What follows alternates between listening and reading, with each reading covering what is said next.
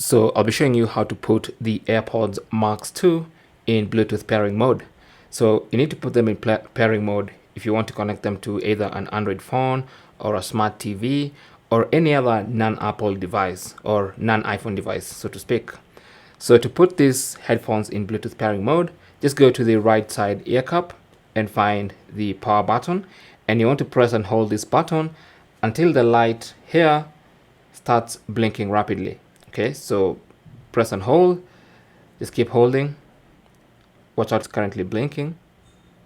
That means they are in Bluetooth pairing mode, and you can go to any non-iPhone device, for instance this Android phone, and if you go to the Bluetooth settings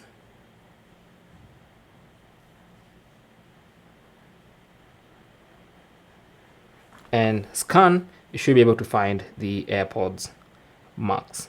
There you go. So you can see I can find them and even pair them to my Android phone or my smart TV or any other device. But that's basically how to put them in Bluetooth pairing mode. Thanks for watching. If you have any comments or questions, feel free to leave them down in the comment section. If you found this useful, don't forget to leave a thumbs up and even subscribe for more tips. And I will talk to you guys in the next one. Good luck.